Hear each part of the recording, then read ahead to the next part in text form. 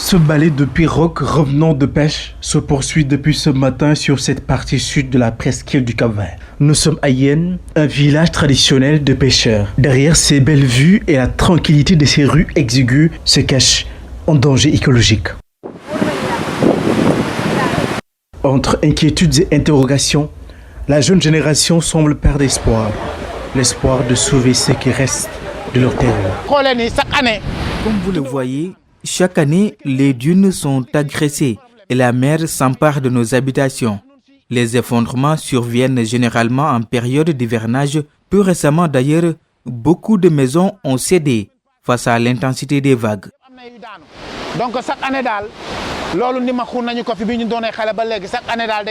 Devant la furie des vagues, les maisons tombent. Ce baobab ne tient qu'à une seule racine. Sa chute est imminente et inévitable. Les plus anciens sont nostalgiques de la belle époque. Avant, quand je rentrais de l'école coranique, personne ne me voyait dans le village. Je passais discrètement derrière les maisons. L'espace entre ma maison et la mer était large. D'ailleurs, 2 véhicules pouvaient y passer, circuler tranquillement. Avant, la plage était de l'autre côté. On utilisait cet espace pour réfectionner nos filets de pêche et y organiser des séances de lutte.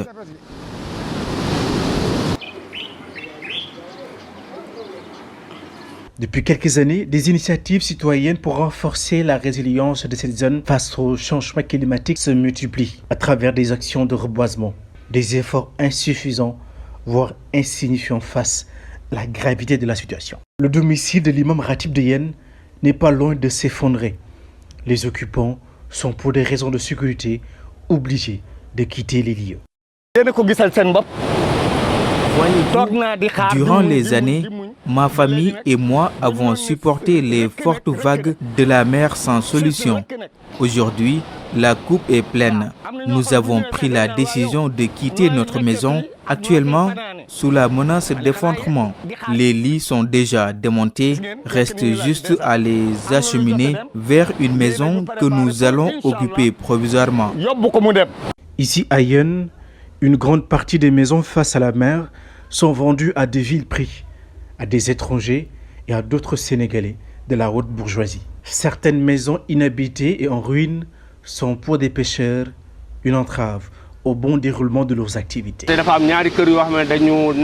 y a 2 maisons inhabitées derrière nous qui bloquent le passage aux pirogues et rendent difficile le travail des pêcheurs. Nous demandons aux propriétaires de nous aider en les démolissant.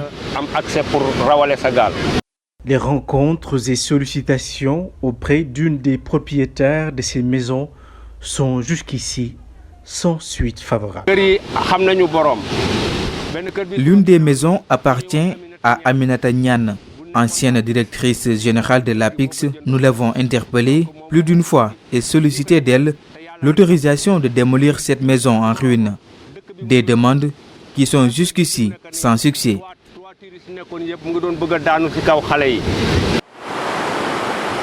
De Yen à Toubab Dialaw, en passant par Sendou, les populations réclament la construction de digues de protection pour stopper l'avance de la mer, sans quoi les îles seront complètement rayées de la carte.